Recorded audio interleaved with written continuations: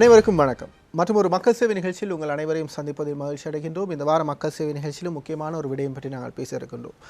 மக்கள் சேவை நிகழ்ச்சி சமகாலத்தில் சமகால விடயங்கள் பற்றி மக்களுக்கு தெளிவுபடுத்தும் ஒரு நிகழ்ச்சியாக அமைந்திருக்கிறது. அந்த வகையில் மக்கள் மத்தியில் நடைபெறுகின்ற விடயங்கள், மக்களுக்கான விடயங்கள் பற்றிய ஒரு தெளிவுபடுத்தல் மக்கள் சேவை நிகழ்ச்சியினூடாக வழங்கப்படுவது வழமை. அந்த வகையில் அந்த அடிப்படையிலான ஒரு நிகழ்ச்சியாக இந்த வார மக்கள் சேவை நிகழ்ச்சியை உங்களுக்காக நாங்கள் வழங்க இருக்கின்றோம். குறிப்பாக வடமாகாணத்தை பொறுத்தவரைக்கும் வசந்தம் டிவியினுடைய நிகழ்ச்சிகளினூடாகவும் சரி, செய்திகளினூடாகவும் சரி, பல்வேறுபட்ட விடயங்களை நாங்கள் ஆராய்ந்து வருகின்றோம். அங்கே நடைபெறுகின்ற விடயங்களை மக்களுக்கு தெரியப்படுத்தி வருகின்றோம். அங்கே இருக்கின்ற சந்தேகங்கள் பற்றிய கேள்விகளாகவும் இந்த வார மக்கள் சேவை நிகழ்ச்சி அமைய இருக்கின்றது. வடமாகாணத்துடைய ஆளுநர் கலாநிதி சுரேன் ராகவன் அவர்களோடு நாங்கள் பேசியிருக்கின்றோம் இந்த வார மக்கள் சேவை நிகழ்ச்சியில். கலாநிதி சுரேன் ராகவன் வடமாகாண ஆளுநரை நாங்கள் மதிப்போடும் கௌரவத்தோடும் வரவேற்கின்றோம் நிகழ்ச்சிக்கு. நன்றி, வணக்கம். திரும்பவும் வசந்தம் டிவி ஊடாக சந்திப்பதில் எனக்கு மகிழ்ச்சியாக இருக்கின்றது. அதுவும் இந்த நிகழ்ச்சியின் தலையங்கமே மக்கள் சேவையாக இருக்கின்றது. இந்த நிகழ்ச்சி ஊடாக கூட இந்த நேரத்தை மக்கள் சேவைக்காக பயன்படுத்ததான் என்னுடைய நோக்கமாக இருக்கிறது. கடந்த 5 மாதங்களுக்கு முன்னராக ஒரு அதிர்வு நிகழ்ச்சியில் உங்களை சந்தித்திருந்தோம். இந்த வாரம் மக்கள் சேவை நிகழ்ச்சியில் சந்திக்கின்றோம். 7 மாதங்கள் நீங்கள் ஆளுநர் பதவியில் அங்கே ஆளுநராக கடமையாற்றி இருக்கின்றீர்கள். பல்வேறுபட்ட நிகழ்வுகளை நாங்களும் செய்திகள் வாயிலாக பார்த்திருந்தோம். இந்த வாரம் நிகழ்ச்சியில் நாங்கள் அவை பற்றி ஒரு ஆலோசனையாக, அவை பற்றி ஒரு மீள் பார்வையாகவும், அதே நேரம் அடுத்து செய்ய போகின்ற விடயங்கள் பற்றியும் நாங்கள் பேசலாம். இந்த 7 மாத அனுபவம் சுருக்கமாக ஒரு சில வரிகளோடு நிகழ்ச்சி ஆரம்பிப்போம். 7 மாத அனுபவம் எப்படி இருந்தது? 7 மாத அனுபவம்னு சொல்லும்போது சில நேரங்களில் அது இந்த கடந்த வாரம்தான் நான் என்னுடைய ஆளுநராக நான் வந்த பாதை இந்த 7 மாதத்தை பற்றி திரும்பி நினைவாசையாட என்று நான் முயற்சிக்கும் போது கொஞ்சம் பயமாக இருந்தது. ஏனெனில் நான் 9ஆம் தேதி ஜனவரி மாதம் இந்த வருடத்திலே பலாலி விமானத்தில் என்னை போய் இறங்கும் போது வடமாகாணத்தில் எனக்கு ஒரு நண்பரும் இருக்கவில்லை, ஒரு குடும்ப உறவரும் இருக்கவில்லை. வடமாகாணத்தை நான் ஒரு வெளியே இருந்து பார்க்கும் அந்நியன் என்ற ரீதியிலே தான் வடமாகாணம் என்னை ஏற்றுக்கொண்டு நான் போய் என்னுடைய பணியை ஏற்றுக்கொண்டு ஒரே ஒரு மணித்தியாலத்திலே நான் மண்ணின் மைந்தர் இல்லை என்ற பட்டம் என் மேல் சூட்டப்பட்டது, பகிரங்கமாக சூட்டப்பட்டது.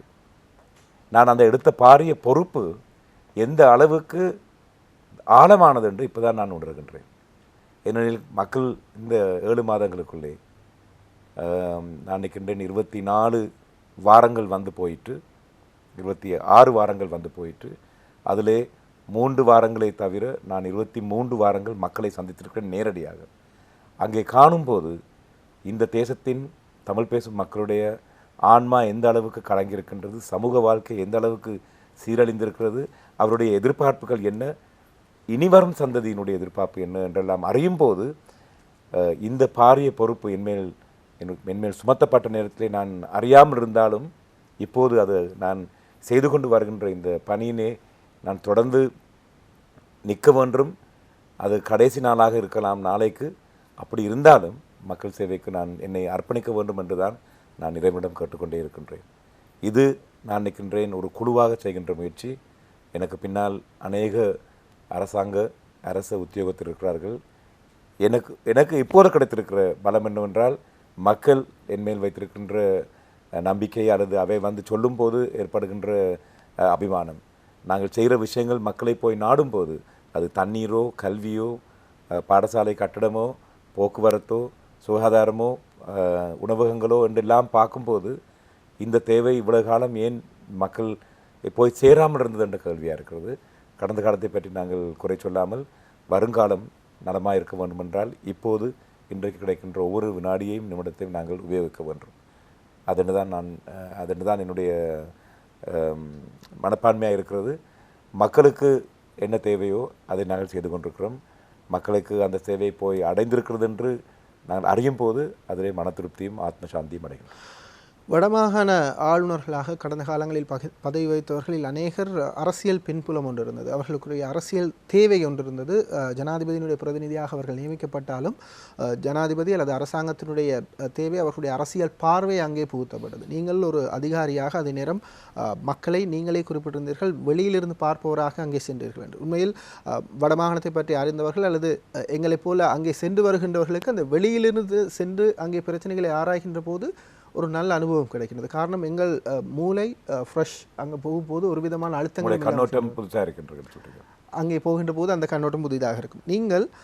நீங்கள் செய்து கொண்டிருக்கின்ற பணிகளை நாங்கள் செய்திகள் வாயிலாக பலவற்றை அறிந்திருந்தாலும் நீங்களாக திருப்திப்பட்ட விடயங்கள், நான் வடமாகாண ஆளுநராக சென்றதிலிருந்து என்னால் இந்தந்த விடயங்கள் செய்து முடிக்கப்பட்டிருக்கின்றது, இவை ஆரம்பிக்கப்பட்டிருக்கின்றது, இவை எனக்கு திருப்தி அளிக்கின்றது, குறிப்பிடலாம். நான் வடமாநிலத்தை பொறுத்தவரையில் உங்களுக்கு தெரியும், அது 13 லட்சம் மக்கள் கொண்டு 5 மாவட்டங்கள், சுமார் 2 மில்லியன் ஏக்கர் பூமியை கொண்ட ஒரு தேசம், அது ஒரு நிலப்பரப்பு. நான் அங்கே இருந்து பார்க்கும்போது ஆழமாக எங்களுக்கு தெரிந்த விடயங்களில் 4 முக்கிய பகுதிகளை மக்கள் மயப்படுத்த வேண்டும் என்று இருந்தேன். முதலாவது காணி இல்லாமல் அல்லது இடமில்லாமல் இடம் பெயர்ந்தோர் என்றும் ஒரு நாளும் காணி சொந்தம் கொண்டாட முடியாமல் இருந்த தங்களுடைய காணியை அரசாங்கமோ அல்லது இராணுவமோ அபகரித்தது என்று இந்த காணி விவகாரம் முக்கியமாக இருந்தது. ஆகையினாலே 10,000 காணி பிரிவுகளை மக்களிடம் கொடுக்க வேண்டும் என்ற இலக்கை நாங்கள் வைத்திருந்தோம். இதுவரையில் எனக்கு சொல்லலாம் 3,000 கொடுத்து முடிச்சாயிட்டு. இந்த மாதம் கடைசியிலே இன்னும் 3,000 கொடுக்கப்படும். டிசம்பர் மாதம் கடைசியிலே மிக 4,000 கொடுக்கப்படும். ஆகையினால் இந்த 10,000 காணி உறுதிகளை கொடுப்பது என்ற இலக்கை நாங்கள் அடைஞ்சிருக்கின்றோம். அதுக்காக போய்கொண்டிருக்கிறோம். ரெண்டாவதாக இது சம்பந்தமாக இருக்கிற அடுத்த கேள்விதான் அரசு தரப்பிலே அல்லது இராணுவ தரப்பிலே இருக்கும் தனியார் காணிகளை விடுவிப்பது. அந்த பணி தொடர்ந்து நடந்து கொண்டிருக்கின்றது. நான் ஜெனீவாவில் இந்த வருடம் பிப்ரவரி மாதத்தில் கொடுத்த அந்த உறுதி, நாங்கள் அதை செய்து கொண்டிருக்கிறோம். நான் வந்த பிறகு கூட கடந்த 2 வருடங்களுக்கு முதல் அப்போது இருந்த இராணுவ தளபதி தர்சன ஹெட்டியாராச்சி விலகிச் சென்றும் கடைசி வாரத்திலே கூட அவன் கையை பிடித்து நான் இன்னும் என்ன 42 ஏக்கர் காணியை எடுத்து கொடுத்தேன், மக்களுடைய காணியை எடுத்து கொடுத்தேன். அதே நேரம் ராஜபக்ச சமயத்திலே உருவாக்கப்பட்ட அந்த மாளிகை, வலிகாமம் வடக்கில் இருக்கின்ற மாளிகை, இதை பற்றி நீண்ட சச்சரவு இருந்தது. அந்த சச்சரவை நாங்கள் நிறுத்தியிருக்கின்றோம். இப்போது 66 ஏக்கர் உள்ள காணியிலே அந்த மண்டபம் கட்டியிருக்கிற அந்த மாளிகை கட்டியிருக்கிற இடத்தை விட மற்ற இடங்கள் மக்களுக்கு சொந்தமான இடங்களை கொடுக்கறதுக்கு நாங்கள் எல்லா ஆவணையும் செய்திருக்கிறோம். மக்களே வந்து பார்த்து, ஒரு தாய் 88 வயதுள்ள ஒரு தாயை நானே என்னுடைய கையால் எடுத்துக்கொண்டு போய் என்னுடைய வாகனத்திலே கொண்டு போய் எந்த காணியிலே இருந்துங்கோ காட்டுங்கோன்னு சொல்லும்போது அவர் கதறி அழுதவர். அவர் சொன்னவே அவருக்கு பிறந்த இடம் ஞாபகம் இருக்குது, ஆனால் அது எல்லாம் அழிஞ்சிருக்கிறது. இப்போ அவருக்கு ஞாபக சக்தி குறைவேண்டபடியாக தெரியாமல் இருக்கிறது. ஆகையினால் நாங்கள் உடனே அந்த காணியை சுற்றி இருந்த ஏனையவருடைய பதிவுகளை பார்த்து இவருடைய இன்னார் காணி இன்னார் தான் என்று கண்டுபிடிச்சு இப்போ காணியெல்லாம் கொடுத்தாயிற்று. அந்த காணியில் கடைசியாக அந்த அரசாங்கம் என்ன செய்ய வேணுமோ அந்த காணிக்கு சரியான உறுதியான படங்களை வரைந்து நாங்கள் மக்களிடம் கொடுக்க போகின்றோம். அது இந்த வாரம் நடக்கும். ஆகையினாலே பாராளுமன்றத்தில் அநேகமான நிலையத்திலே அண்ணன் மாவை சேனாதிராஜா அவர்கள் எழுப்பிய இந்த குரல், அதுக்கு நாங்கள் பதில் கொடுத்திருக்கின்றோம். இது கட்டமாக நடந்து கொண்டிருக்கிறது. முதல் பட்டம் 62 ஏக்கர் இருக்கிற காணியை கொடுப்பது, அந்த மாளிகையை சுற்றி இருக்கிற இடத்தை நாங்கள் அதுக்கான நஷ்ட ஈடை கொடுக்க போகிறோம். அது ஒரு குடும்பத்துக்கு சேர்ந்த 15 ஏக்கர் காணியாக்கும். இப்போது நான் பார்த்துருக்கிறதுக்கு அவை நாங்கள் அழைச்சிருக்கின்றோம். அவை சந்தையில் எந்த விலை இருக்கிறதோ அந்த விலையை நான் கொடுப்பதுக்கு அவைக்கு நான் முன் வந்திருக்கிறேன். என்னோட மாளிகை உடைக்கிறாது. அது பாரிய ஒரு 2 பில்லியன் ரூபாய் அளவில் செலவழித்த ஒரு மாளிகையாக இருக்கிறது. அது வடமாகாணத்தின் நலத்துக்காக நாங்கள் உபயோகிக்க வச்சு கொண்டிருக்கிறோம். முதல் கட்டத்தில் 62 ஏக்கர். அதுக்கு பிறகு நான் இப்போது திரும்பவும் நேவி அல்லது கடற்படையுடன் நான் பேச்சுவார்த்தையை ஆரம்பித்திருக்கிறேன். இந்த முயற்சி ஏப்ரல் மாதம் ஏற்பட்ட குண்டு தாக்குதலினாலே நிறுத்தப்பட்டது. அது சாதாரணம். ஏனென்றால் எங்களுடைய நோக்கம் வேறையாக இருந்தது. அப்போது திரும்பவும் சகஜநிலைக்கு வருகின்ற படியினாலே உடனடியாக நாங்கள் அந்த நடவடிக்கை எடுத்துக்கொண்டிருக்கின்றோம். ஏனைய இடங்களில் கிளிநொச்சி மாவட்டத்திலையும் மன்னார் மாவட்டத்திலையும் சில தனியார் காணிகளை அரசாங்கம், மன்னார் மாவட்டத்தில் பெரிய ஒரு பிரச்சனை இருந்தது. அது அந்த மெத்தோடிஸ்ட் திருச்சபையினுடைய சொந்தமான காணியை போலீஸ் அதிகார எடுத்திருந்தது. நான் தனி நேராக அங்கே சென்று ஒரு 2 பாராளையும் கொண்டு வந்து அவைக்கு தேவையான விஷயம் என்னென்னு பார்த்து இப்போது நாங்கள் மன்னர் அந்த மெத்தோடிஸ்ட் ஆலயத்துக்கு மாற்று காணியை கொடுத்து அவைக்கு தேவையான நஷ்டம் கொடுத்து அந்த பிரச்சனை நாங்கள் தீர்த்துட்டோம். இந்த மாதிரியான கிளிநொச்சியிலையும் நாங்கள் கேள்விப்பட்டோம். கிளிநொச்சியிலையும் இதே மாதிரி 50 ஏக்கர் காணி நாங்கள் விடுவித்தோம். அதனால் தனிப்பட்ட ரீதியாக நான் அடுத்த மாதம் சில நேரம் நான் ஜெனீவா போகக்கூடும். செப்டம்பர் மாதம் திரும்பி அங்கே போகும்போது ஒரு என்ன ப்ளஸ் ரிப்போர்ட், ஒரு பாசிட்டிவ் ரிப்போர்ட் கொடுக்க முடியதாக இருக்குது. ஆனால் இன்னும் பிரச்சனை தீரவில்லை. இது அதங்கமாக இருக்கிறது. என்றால் இன்னும் ஒரு 4000 ஏக்கர் போல தனியார் காணிகளும் தனியார் கட்டடங்களும் இராணுவத்திலே இருக்கிறதுன்றது உண்மை. அது அந்த நான் அடிக்கடி சொல்வது போல எங்களுடைய தங்க சேலை முழுலே விழுந்துட்டு அதை மெதுவாகத்தான் எடுக்க வேண்டும் என்றுதான் என்னுடைய. ஆனால் அரசாங்கமும் அரசும் மேலே ஜனாதிபதியும் இதை பற்றி தொடர்ந்து கவனித்து எங்கெங்கெல்லாம் கொடுக்க முடியுமோ அந்த இடங்களே அவை என்னுடைய பாரத்தில் கொடுப்பதற்கு நடவடிக்கை எடுத்துக்கொண்டிருக்கிறார்கள். அது நடந்து கொண்டிருக்கிறது. அது காணி.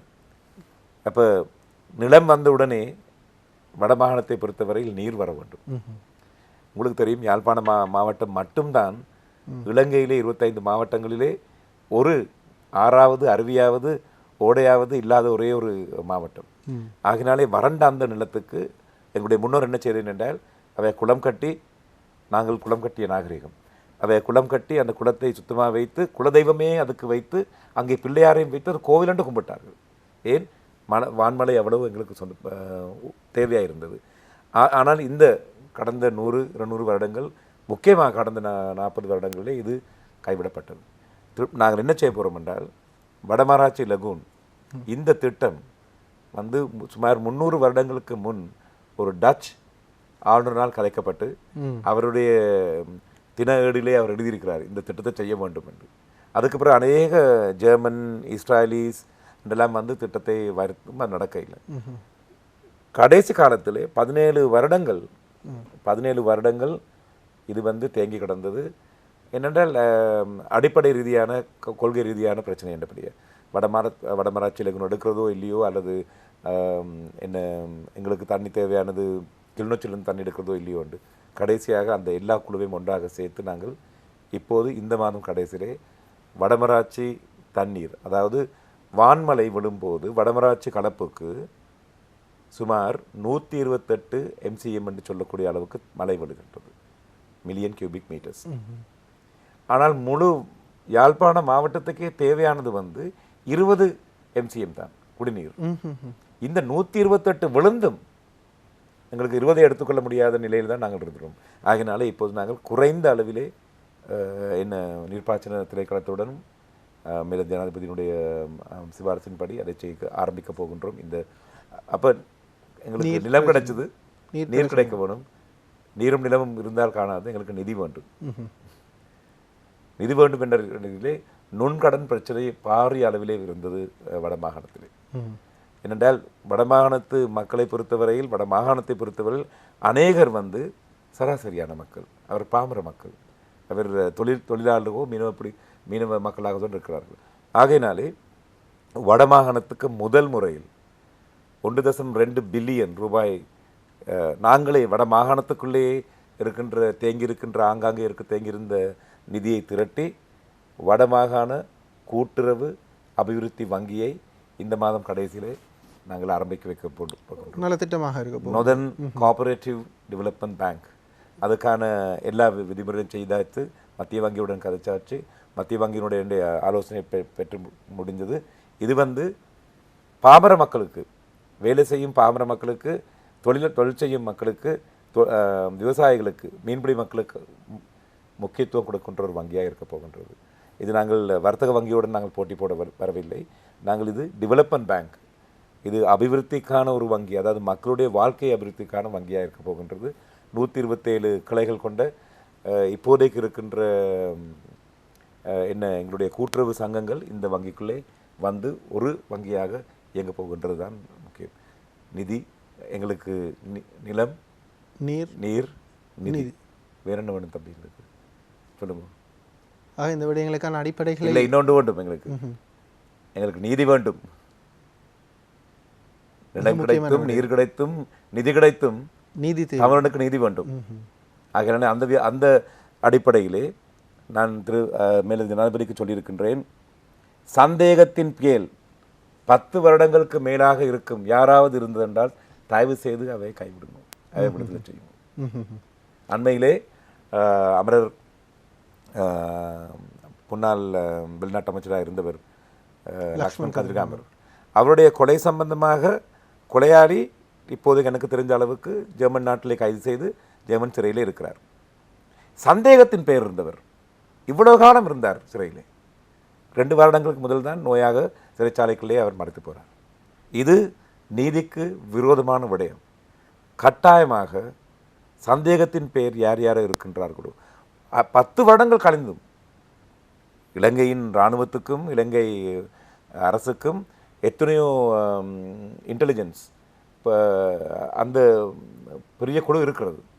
நான் நினைக்கின்றேன் ஒரு 10,000 அளவுக்கு இராணுவ புலனாய்வும் போலீஸ் புலனாய்வும் எத்தனையோ புலனாய்வு, அந்த எல்லா புலனாய்வுகளும் சேர்ந்தும் ஒருவரை 10 வருடம் போயும் சந்தேகத்தின் தீர்க்க முடியாவிட்டால் ஒன்று அவை பிள்ளை அல்லது நாங்கள் பிள்ளை. அதுவும் அந்த அவர் ஒரு மரத்தின் கிளையை வெட்டியதாக தான் சந்தேகம். ஒரு தொழிலாளி, அந்த ஆள் வந்து நான் அவரை சந்திக்கவில்லை. அவருடைய குடும்பத்துக்கு நாங்கள் மன்னிப்பு கேட்டுக்கொள்ள வேண்டும். அவர் வந்து ஒரு அன்றாட கூலி வேலை செய்ய வந்தவர் அந்த காணிக்கு.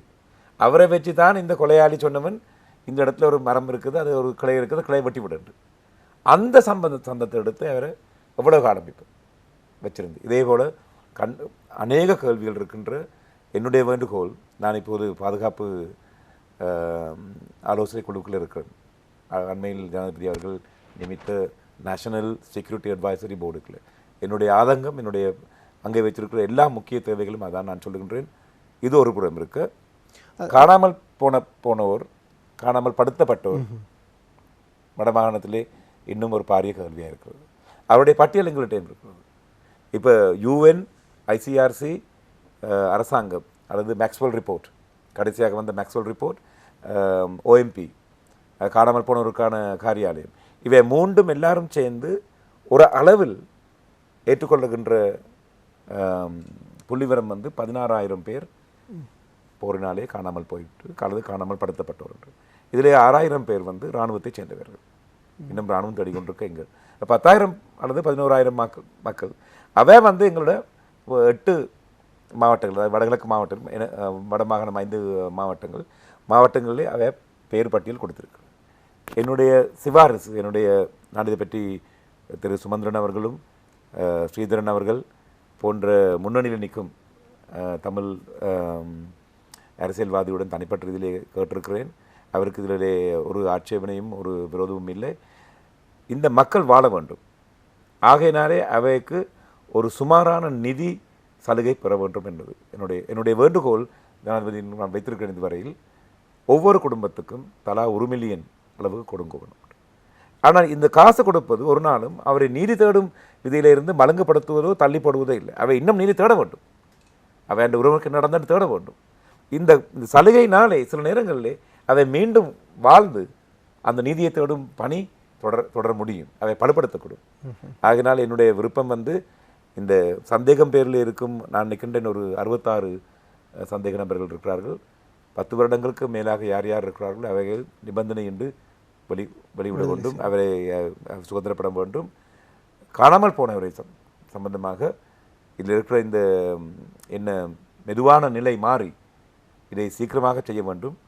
அதுவரையில் நாங்கள் காணாமல் போன பெற்றோருக்கு அல்லது தாய்மாருக்கு, மனைவிமாருக்கு ஒரு இடைக்கால நிவாரணையாக தலா 1 மில்லியன் கொடுக்க வேண்டும் என்று என்னுடைய ஜனாதிபதியிடம் அந்த அவர் வாக்குறுதி அளித்த அந்த ஆனந்த சுதாகரன் விடுதலை பற்றியும் ஏதாவது வலியுறுத்த உங்களுக்கு வாய்ப்புகள் கிடைக்கும்? அதான் இப்போ நாங்கள் இதை பற்றி இப்போ என்னடா இந்த நிகழ்வு ஓரளவுக்கு வளர்ந்து கொண்டிருக்கும் போது தான் இந்த ஏப்ரல் மாதம் பாரிய தாக்கம் ஏற்படுகின்றது.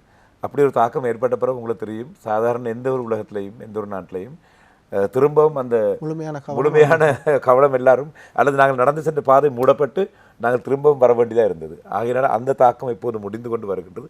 திரும்பவும் நாங்கள் இதை முன்வைத்திருக்கின்றோம். எனக்கு நம்பிக்கை இருக்கின்றது. ஜனாதிபதி அவர்கள் இதை பற்றி 2 முறை நான் அவரோட இதை பற்றி நாங்கள் கலந்து ஆலோசித்திருக்கிறோம்.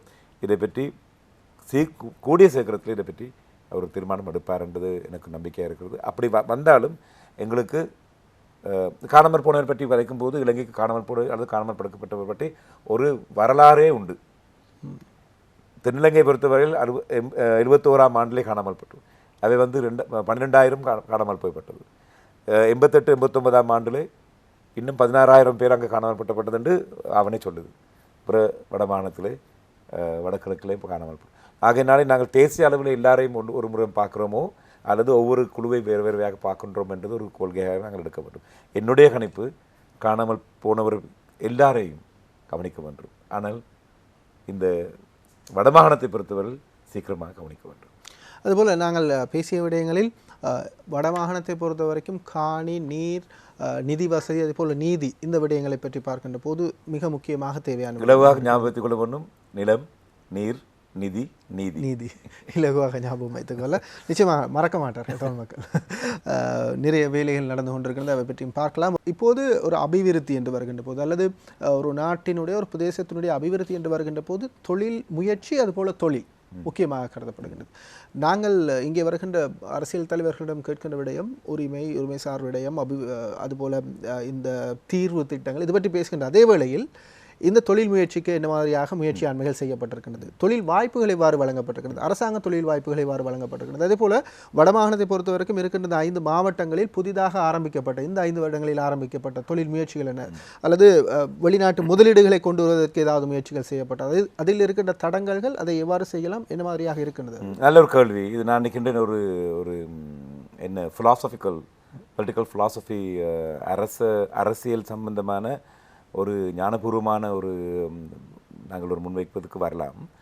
ஏனெனில் ஒரு தீர்வை அடையும் போது, சரளமாக சொன்னால், தமிழ் அரசியல் கட்சிகள் புத்திசீவிகள் மத்தியிலே 2 பாசறைகள் உண்டு.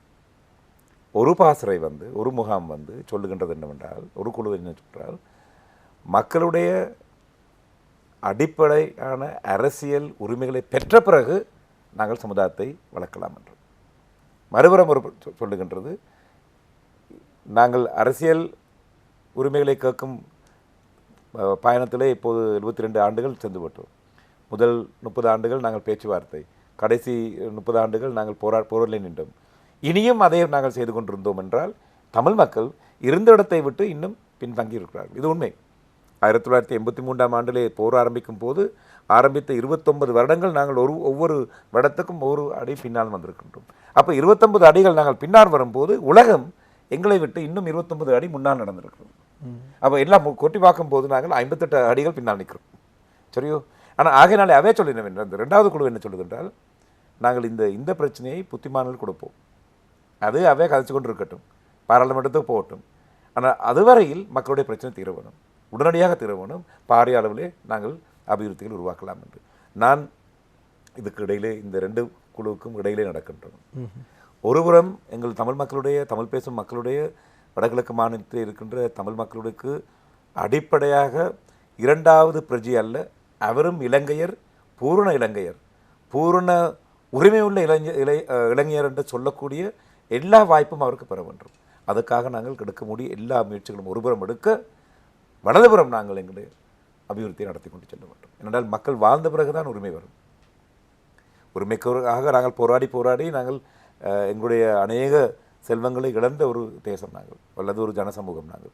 அப்படி இருக்கும்போது நாங்கள் இப்போ அறிய வேண்டிய வரலாறிலிருந்து அறிய வேண்டிய பாடம் என்னவென்றால், இது 2ம் ஒன்றும் நாங்கள் கைவிடாமல் முன் செல்ல வேண்டும். சில நேரங்களிலே நாங்கள் உரிமைக்காகவும் சில நேரங்களிலே அபிவிருத்திக்காகவும் போக வேண்டும் என்றதுதான் என்னுடையது. இப்போதைக்கு நீங்கள் கேட்ட கேள்வி நேரடியாக அபிவிருத்தி திட்டமாக என்று சொன்ன, உண்மையாகவே தமிழ் மக்கள் அரசை நோக்கி எதுவுமே பாரிய அளவில் கேட்கவில்லை. எங்களை வாழ விடுங்கள் என்று மட்டும் தான் சொல்லினார். அதான் இந்த போருக்கே காரணம். தமிழ் மக்களுக்கு நிலத்தையும் நீரையும் தேவையான நிதியாளரும் கொடுத்து விட்டால் அவர் வாழ்ந்து கொள்வார்கள். பாரிய அளவிலான தேவையான மற்ற தேவைகள் உண்டு.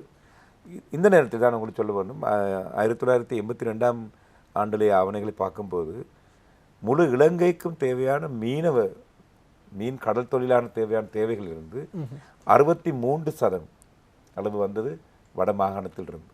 மன்னாரிலிருந்து தொண்டமன்னாறு வரை இருக்கின்ற எங்களுடைய கடல் வடமாகாணம், வடகிழக்கு போது திருகோணமலையிலிருந்து பாணம வரையிலான அது கிழக்கு மாகாணம். இந்த 2 மாகாணங்களிலிருந்து தான் எங்களுக்கு இந்த மீன்துறை செல்வங்கள் வந்தது. இப்போது அது 12% குறைந்திருக்கிறது.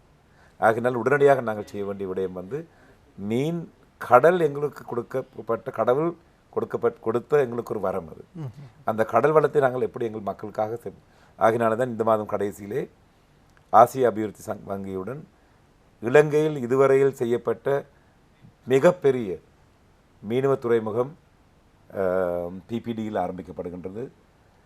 அந்த துறைமுகம் 2 வருடங்கள் சுமார் 2 வருடங்கள் தேங்கி இருந்த ஒரு திட்டம். அநேக பிரச்சனை இருந்தது. அந்த சமூகத்துக்கும் அண்மையில் உள்ள ஒரு பாடசாலைக்கும் புத்திசீவிகளுக்கும் ஆசிய வங்கிக்கும் மத்திய வங்கியில் இருக்கின்ற துறைமுக அதிகார சபைக்கும் எல்லாம் பிரச்சனை இருந்தது. அது இந்த மாதம் கடைசியில் அந்த கடன் திட்டம் ரத்து செய்ய வேண்டும் என்று இருந்த நிலையில் தான் நான் அங்கே போகின்றேன். ஏப்ரல் மாதத்துக்கு பிறகுதான் இது எனக்கு தெரிய வருகின்றது.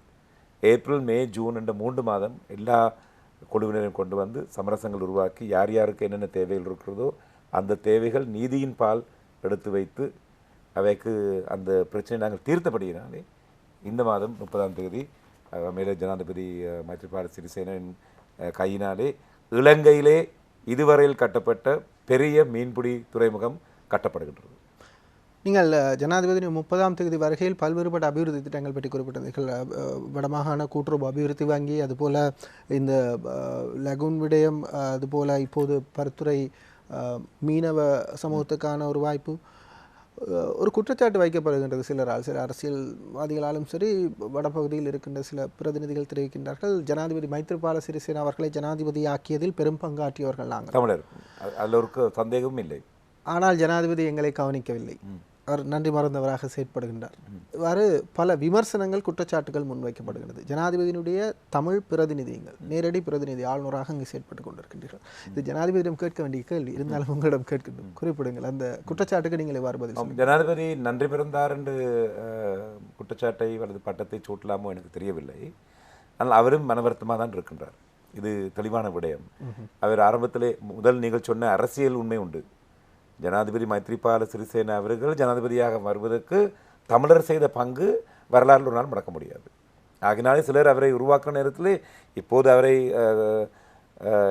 வித்தியாசமாக பார்க்கின்ற மக்கள் கூட இவர் தமிழரால் உருவாக்கப்பட்ட தமிழர் ஜனாதிபதி என்று சொல்ல பாராளுமன்றத்தில் கூட அவரை குற்றச்சாட்டினார். ஜனாதிபதிக்கு நான் அறிந்த அளவுக்கு தமிழ் மக்களுடைய பிரச்சனை, அரசியல் பிரச்சனையும் பொருளாதார பிரச்சனையும் சமூக பிரச்சனையும் தீர்க்க வேண்டும் என்று எத்தனையோ அவருக்கு பெரிய ஒரு அவா இருக்கின்றது. ஆனால் உங்களுக்கு தெரியும், இந்த அரசு உருவாகி 21 நாளாவது. 21 நாளிலேயே இந்த அரசு அடிமட்டத்தில் உடைஞ்சி சின்னாமல் போனது, நம்பிக்கை இல்லாமல் போயிற்று. இந்த மத்திய வங்கியினுடைய பிரச்சனையாக, மத்திய வங்கி பிரச்சனை எப்போ ஆரம்பித்ததோ அதிலிருந்து இந்த அரசு என்ற ரீதியிலே ஒரு தீர்மானமும் ஒன்றாக எடுக்க முடியாத ரீதியிலே அது பிளவுபட்டிருந்தது உண்மை. அதுக்கு பிறகு ஜனாதிபதியுடைய கட்சியும் அவருடைய கட்சி சார்ந்தவர்களும் பிரதம மந்திரியும் அவருடைய கட்சி சார்ந்தவர்களும் செய்த அந்த ஒன்று வராமல் இருப்பதனாலே பாரிய அளவிலாக செய்யக்கூடிய அநேக விடயங்கள் பின்போட்டது என்று தான். இது உதாரணமாக இந்த வடமராட்சி லகூன் சம்பந்தமாகவும் அல்லது பலாலி விமான நிலையம் சம்பந்தமாக இது எவ்வளவோ இது முதல்ல ஆரம்பிச்சிருக்க வேண்டிய விஷயம் இது. ஆனால் ஏன் ஒன்றாக வர முடியாது என்று காரணம் எல்லாரும் உலகம் அறியும், நீங்களும் அறிவீர்கள் உலகம் வேண்டபடியாக. ஆகினாலே அந்த தாக்கம் இருக்கின்றது. ஜனாதிபதியுடைய விருப்பம் என்னவென்றால் இருக்கின்ற சில காலத்திலேயாவது திருப்ப முடியாத அளவுக்கு சில அபிவிருத்தி திட்டங்களை தமிழ் மக்கள் கொடுக்க வேண்டும் என்றதுதான். அதுக்காகத்தான் நான் நிற்கின்றேன். நான் 20 மணி நேரம் ஓடிக்கொண்டிருக்கின்றேன். அது வெறுமனே ஜனாதிபதிக்காக நான் செய்கின்ற சேவை மட்டுமல்ல, அதுவோ என்னை நியமித்தபடியே நான் அவருக்கு என்னுடைய தலைவர், அவருக்கு நான் சேவை செய்ய வேண்டும். ஆனால் என்னுடைய மக்களிடம் கேட்குற கேள்வி, களைப்பா இல்லையோ உங்களுக்கு என்று. நான் களைப்பண்ட உடல் ரீதியாக களைப்பாக இருக்கும், ஆனால் நான் அடுத்த நாள் எழும்பி ஓடக்கூடிய சக்தி மக்களிடம் கொடுத்து கொண்டிருக்கிறார்கள். என்னுடைய இந்த சேவை செய்து முடிக்க வேண்டும் என்ற ஆதங்கத்திலே அவாவோடு நான் ஓடிக்கொண்டிருக்கப்படுகிறேன். நான் நிற்கின்ற இந்த 5 மாதங்களிலே 6 மாதங்களிலே நாங்கள் செய்கின்ற இந்த எடுக்கின்ற அடிப்படை தீர்மானங்கள் ஒரு 2 வருடங்களிலே பாரிய மாற்றங்களை ஏற்படுத்தும் என்ற நம்பிக்கை உண்டு. நீங்கள் சேவை செய்து கொண்டிருக்கின்ற விடயங்கள் பற்றியும் அதே நேரம் உங்களுடைய எதிர்பார்ப்பு பற்றியும் நாங்கள் பார்த்திருக்கின்றோம். ஆனால் விமர்சனமாக முன்வைக்கப்பட்டிருக்கின்றது, நீங்கள் தேர்தலை நோக்கி பயணிக்கின்றீர்கள், எதுவும் சுயலாப விடயங்களை நோக்கி ஒரு காலம் இல்லை தம்பி. இதுவரையில் உங்களுக்கு தெரியலையோ, என்னுடைய சம்பளம் 62,000 ரூபா. அதிலே கொடுக்க வேண்டிய வரியெல்லாம் கொடுத்த பிறகு எனக்கு வருகின்றது 54,000 ரூபா தான் என்னுடைய சம்பளம். நான் இந்த சாப்பாட்டை கொடுக்க வரும். நான் தங்கியிருக்கிற வீட்டிலே அந்த சோள வரி அதில் ஒரு பகுதி நான் சம்பளத்திலிருந்து கொடுக்க வேண்டும். சரியோ? அதுக்கு பிறகு நான் பாவிக்கிறது ஆனால் எல்லா ஆளுநரும் தாங்கள் வந்தவுடனே புதிய ஒரு வாகனம் வேண்டினார்கள். நான் வேண்டியில்லை. கொடுத்த வாகனத்தை ஓடிக்கொண்டிருக்கிறேன். உண்மையாக 2 வாகனம் இருந்து ஒரு வாகனத்தை நான் திரும்பி ஜனாதிபதி காரியாலயத்துக்கு அனுப்பி விட்டுருக்கிறேன். இப்போ இன்னொரு வாகனத்தை நான் யாழ்ப்பாண இப்போ நகரபிதாக கொடுத்துருக்கிறேன். அவர் இப்போ தரப்போணும் எனக்கு. என்னோட ஏப்ரல் மாதம் பிரச்சனை ஏற்பட்ட நேரம் யாழ்ப்பாணத்தில் பாதுகாப்பு தேவையாக இருந்தது. அவருக்கு ஓட முடியாமல் இருந்தது. அவர் இந்த வாகனம் சின்னதாக இருந்தது. உடனே நான் வாகனத்தை கொடுத்து சொன்னேன், ஓடுங்க, பாதுகாப்பு முக்கியம் எங்களோட மக்களுக்கு, வாகனத்தை பிடிச்சு கொண்டிருக்கிறது எனக்கு தேவையில்லை. அப்படி செய்கிறபடியால் எனக்கு நான் பாவிக்கும் வாகனமும் அதுக்கான எரிபொருளும் கொடுக்கப்படுது. இதுவரை நான் உங்களுக்கு சொல்லுகின்றேன், நான் என்னுடைய கையிலிருந்து என்னுடைய மனைவிக்கு சில நேரங்கள் தெரியாமல் என்னுடைய பிள்ளைகளுக்காக சேர்த்து வைத்திருக்கிற சின்ன ஒரு சேமிப்பிலிருந்து மாதம் என்னுடைய எரிபொருளுக்காக நான் என்னுடைய கையால் செலவு செய்ய வேண்டிய நிலை இருக்குது. என்னென்றால் ஜனாதிபதி இங்கே வர சொல்லுவார், நான் முல்லைத்தீவிலிருந்து எனக்கு மட்டும்தான் ஒரு இலங்கையிலே ஒரு அமைச்சருக்கு கூட இல்லாத, ஒவ்வொரு அமைச்சருக்கும் இருக்கும் ஒரே ஒரு மாவட்டம் மட்டும்தான். எனக்கு 5 மாவட்டங்கள். அது முல்லைத்தீவிலிருந்து மன்னார் வரை ஓட வேண்டியதாக இருக்கின்றது. அது நான் ஓடுகிறேன் என்று நீங்களே அறிவீர்கள். நான் இரவு போய் கமக்காரர் சந்திக்கின்றேன், காலையிலே போய் உத்தியோகத்தில் சந்திக்கின்றேன். இந்த ஓட்டத்துக்கு தேவையான எரிபொருள் எனக்கு கிடைக்கிறதில்லை. அந்த எரிபொருளுக்காக நான் என்னுடைய சேமிப்பிலிருந்து செய்து கொண்டிருக்கேன். ஒருவர் கேட்கக்கூடும், இது விசர்த்தனமோ அல்லது நீங்கள் சொன்ன மாதிரி வேற எங்கேயோ இவர் போகிறார், இங்கே தான் இதை டிபாசிட் பண்ணி கொண்டிருக்கிறார் என்று. அரசியல், நான் ஒரு கல்விமான், அரசியல் விஞ்ஞானத்தை படித்தவன். இலங்கை பாராளுமன்றத்துக்குள்ளே சென்று அதுக்குள்ளே இருந்து சாதிக்கக்கூடிய பெரிய விடயங்கள் ஒன்றுமே இல்லை. என்றால் நாங்கள் அரச ரீதியாகவே விழுந்த ஒரு அரசாங்கம் அல்ல. வருகின்ற அரசாங்கம் யாரை நிர்மாணிக்கிறோம் எங்களுக்கு தெரியாது. அவைக்கு இருக்க போகிற பாரிய பொறுப்பு கூட அவை அறியாமல் தான் இருக்கின்றன. உலகம் போய்கொண்டிருக்கிற அந்த வேகத்தில் எங்களுடைய கடன் திட்டம், எங்கள் பாரிய கடன், எங்களுடைய கல்வி, எங்களுடைய சமூகம், எங்களுடைய சுற்றாடல் அந்த அளவுக்கு பெரிய பிரச்சனையாக இருக்குது. நான் அதுக்குள்ளே போய் அந்த 225 பேரோட போய் சேர்வதற்கு எனக்கு ஒரு அவாவும் இல்லை. அது நான் உங்களுக்கு சொல்கிறேன். ஆனால் மக்களுக்கு சேவை செய்வதற்கு எனக்கு ஒரு சந்தர்ப்பம் எடுத்திருக்கிறேன். நான் கொடுக்கப்பட்டது எடுத்தேன். அந்த சந்தர்ப்பம் எல்லாரும் சொல்லினோம், அழுக்கு இருக்குது. இப்போ யாரை போய் சுத்தம் செய்கிறது? அழுக்கை சுத்தம் செய்ய வேணும் என்றால் ஒருவன் அதை பற்றி யோசிக்க வேணும். ஆனால் சுத்தம் செய்யும் போது அழுக்கு எங்களுடைய கையிலையும் அழுக்கப்படும், எங்களுடைய உடம்பிலும் அழுக்கு மனம் இருக்கும். இதுவரை நீங்கள் கேட்டபடியாக நான் சொல்லுகின்றேன், யாராவது ஒருவருக்கு முடியுமானென்றால் நான் தனி சுதந்திர நிலைமைக்கு என்னுடைய சுய தொழிலுக்காக, சுய விருப்பத்துக்காக, சுய நலத்துக்காக வடமாகாணத்தையோ அரசுக்கு சொந்தமான ₹1 பாவித்திருக்கேன் என்றால் பேப்பரை கொண்டு வாங்க, நான் ராஜினாமா எழுத விரும்பியிருக்கின்றேன்.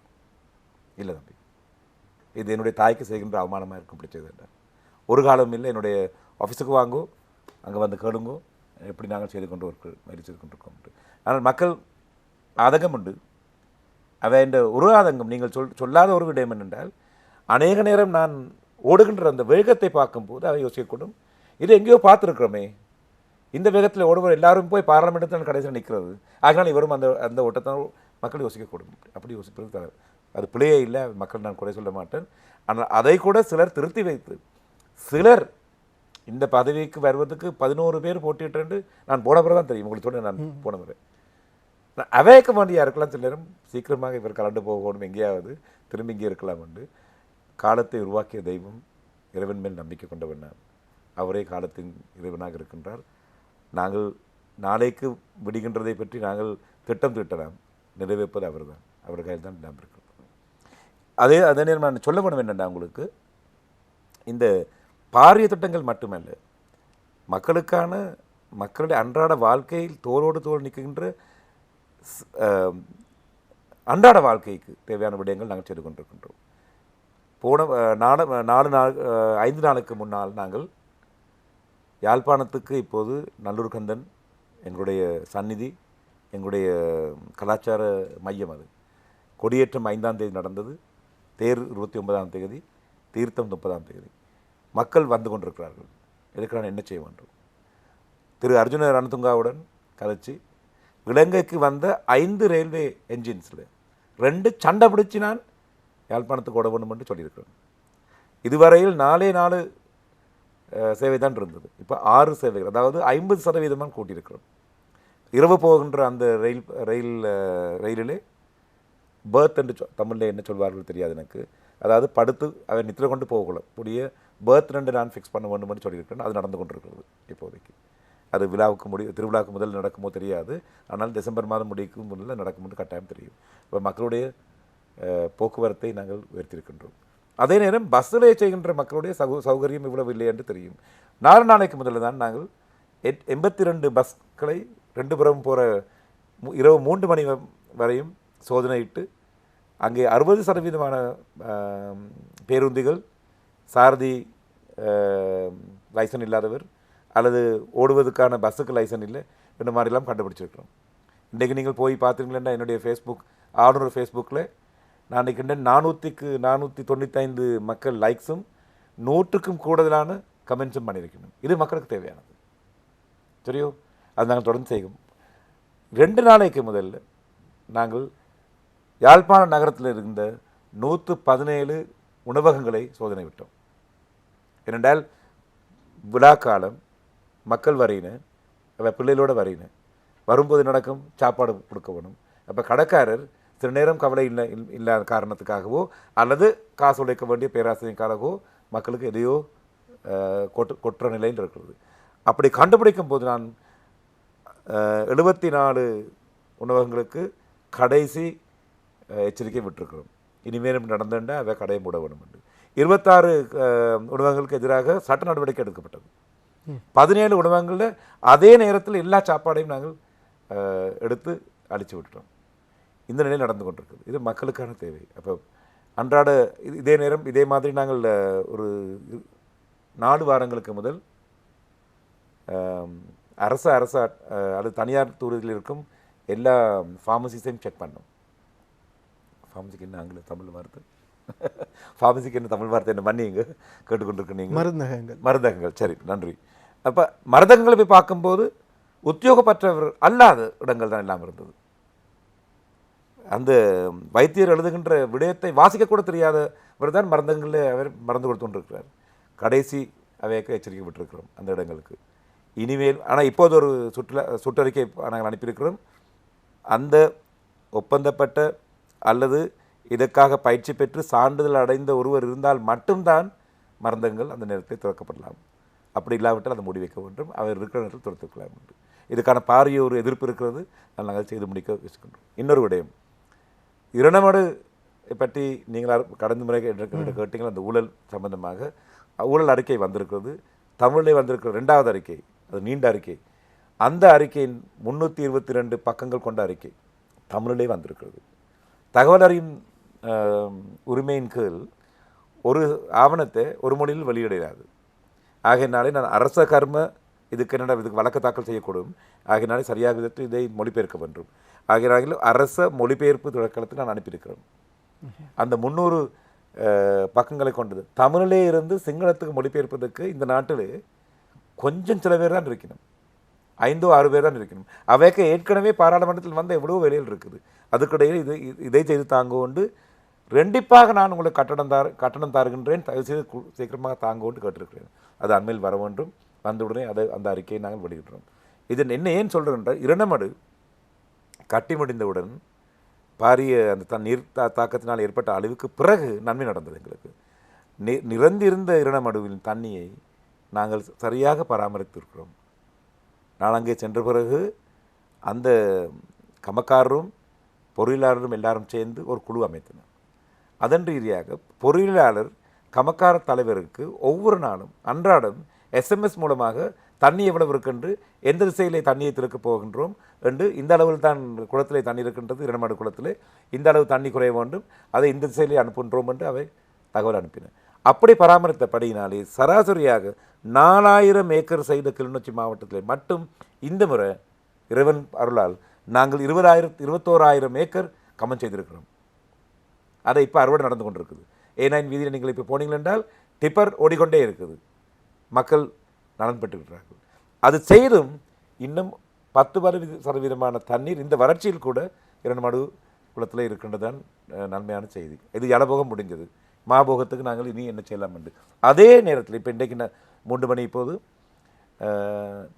இன்றைக்கு பின்னேறம் நான் அந்த நிறுவனத்தின் பெயரை சொல்ல விரும்பவில்லை.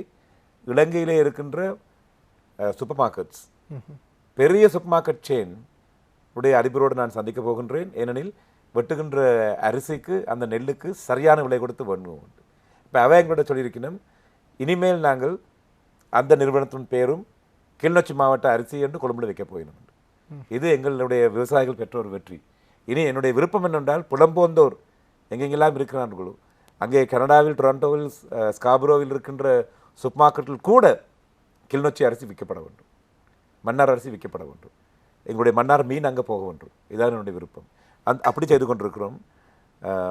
இதுக்கு தவிர பாரிய துறைநோக்கு கொண்ட ஒரு பிரச்சனை இருக்கின்றது, குடிநீர்.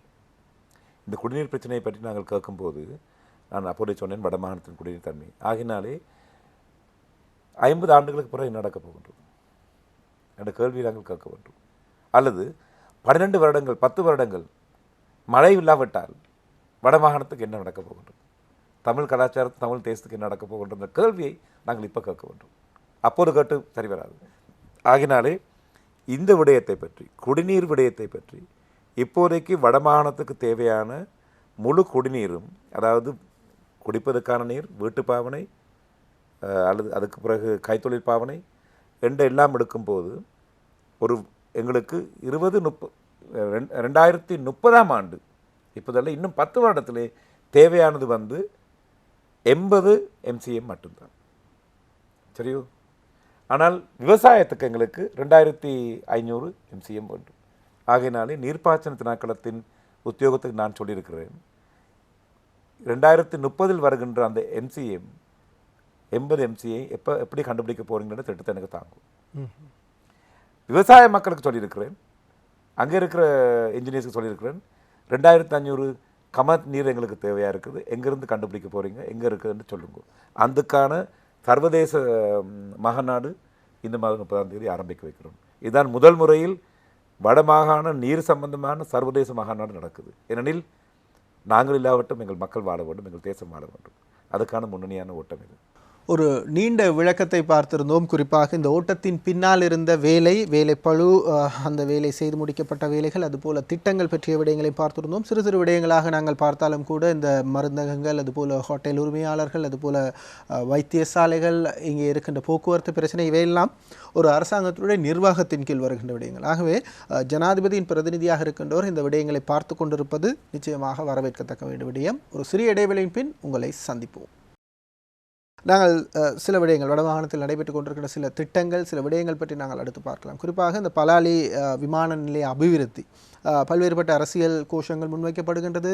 அபிவிருத்தி சம்பந்தமான விடயங்களுக்கு முக்கியத்துவம் வழங்கப்பட வேண்டும் என்ற ஒரு கோஷம் முன்வைக்கப்படுகின்றது. அதே நேரம் பாதுகாப்பு விடயங்கள், அதே நேரம் மக்களுடைய காணிகள், அங்கே மரபு, இவ்வாறு பல குழப்பங்கள் இருக்கிறது. இந்த பலாலி விமான அபிவிருத்தி எந்த அளவு முக்கியத்துவமானது வடமாகாணத்தை பொறுத்த வரைக்கும், என்ன நடந்து கொண்டிருக்கின்றது? நன்றி. அது நல்ல ஒரு கேள்வி. மக்கள், ஒரு சமுதாயம் வளர்ந்து வரும்போது பொருளாதார ரீதியாக, சமூக ரீதியாக வளர்ந்து வருவதற்கு தொடர்பு எவ்வளோ முக்கியம். அல்லாவிட்டால் நாங்கள் உலகத்தை அறியாமல் இருக்கின்றோம். இன்றைக்கு பயணம் என்பது எவ்வளவோ தேவையாக இருக்கின்றது. எனக்கு ஞாபகம் இருக்குது, என்னுடைய அப்பாவுடன் நான் பலாலியிலிருந்து சென்னைக்கு நான் விமானத்தில் போனது 1976ஆம் ஆண்டு அல்லது 77ஆம் ஆண்டு. அப்போது இருந்த flight Colombo, Chennai, Singapore, Chennai return. நல்லா ஞாபகம் இருக்கு எனக்கு. நான் அந்த முழு ட்ரிப்பையும் நாங்கள் செய்திருந்தாங்க. ஆகினாலே போருக்கு பின் பலாலியில் விமான நிலையம் என்பது கட்டாயம் வர வேண்டிய விஷயம். இதில் ஒரு மாற்று கருத்தும் இல்லை. ஆனால் ஒரு நிகழ்வு நடக்கும்போது, ஒரு திட்டம் நடக்கும்போது அது எந்த நோக்கத்துடன் நடக்கின்றது தான் அறிய வேண்டும். சில நேரங்களில் இதிலே நான் நினைக்கின்றேன், பாரிய அரசியல் சாயங்கள் பூசப்பட்டிருக்கிறது. இதன் எடுக்கப்பட்ட காலம், நடக்கின்ற முறை, அதை பற்றி எல்லாம் தகவல் அறியும் உரிமை இருக்கின்ற ஒரு நாட்டிலே மக்கள் அறியாமல் இருப்பது பிரச்சனையாக இருக்கின்றது. இந்த திட்டத்தின் ரெண்டையும் அரசாங்கம் செய்து கொண்டிருக்கிறது. சரியோ? நேரடியாக பிரதம மந்திரி கீழே இருக்கின்ற குழு ஒன்று செய்து கொண்டிருக்கிறது. ஆகையினால நான் அதுக்குள்ளே கூடுதலாக அது என்னுடைய நான் பார்வையிடும் அல்லது என்னுடைய பணிப்பிலே இருக்கின்ற மாகாணத்திலே நடந்தாலும் நான் அதை பற்றி கூடுதலான அதுக்குள்ளே நான் நுழைய விரும்பவில்லை. என்னோட அரசியல் சர்ச்சையாக மாறக்கூடும் என்று. அவை எந்த நேரத்தில் எனக்கு உதவி கேட்டாலும் நான் உதவி கொடுத்து அவைக்கு அதை முன்வைக்கிறதுக்காக நிற்கின்றேன். ஒளியே நான் அதை நிர்வகிக்க வேண்டும் என்ற இடத்துக்கு நான் மாறவில்லை. ஆனால் பாரிய 2 கேள்வியில் மட்டும் நான் கேட்டுக்கொண்டிருக்கிறேன். ஒன்று பலாலிக்கு இதுவரையில் தமிழ்நாட்டிலே இறங்குவதற்கு என்ன லைசன்ஸ் கிடைக்கவில்லை, லேண்டிங் ரைட்ஸ் இன்னும் கிடைக்கவில்லை. ஆகினாலே பலாலிலிருந்து தமிழ்நாட்டுக்கு போகாமல் பெங்களூருக்கு போகிறது நான் நிற்கின்றேன் ஒரு பொருத்தமான அது அண்மையில் கிடைக்க வேண்டும் என்று தான் என்னுடைய வேண்டுகோள், என்னுடைய துவா, என்னுடைய பிரார்த்தனை. ஆனால் அப்படி இல்லாமல் தமிழ்நாட்டில் எங்கேயாவது ஒரு இடத்துக்காவது போய் எங்களுக்கு இறங்கும் வசதி உரிமை கிடைக்காமல் விட்டால் பலாலினுடைய முக்கிய நோக்கம் கிடைக்காமல் போகும் என்ற எனக்கு ஒரு சந்தேகம் இருக்கின்றது. ரெண்டாவது, பலாலி இப்போது எடுக்கப்படுகின்ற காணியும் அதை சுற்றி இருக்கின்ற காணிக்கும் எப்போது எந்த விதத்தில் அவை நஷ்டஈடு கொடுக்க போயின என்ற கேள்வி இருக்கிறது. உங்களுக்கு தெரியாது, 1948ஆம் ஆண்டு எங்களுக்கு சுதந்திரம் கிடைத்த பிறகு இது பலாலி ஏர்போர்ட் என்று மாற்றப்பட்ட போது அந்த நேரத்தில் கூட வாக்குறுதி கொடுக்கப்பட்டது, அந்த நேரம் காணியை எடுத்த மக்களுக்கு நஷ்டஈடு கொடுப்ப வேண்டும். சிலருக்கு இன்னும் கொடுக்க இல்லை. அந்த ஆவணை அவை என்ன முன்னால் வந்து வைக்கினேன்.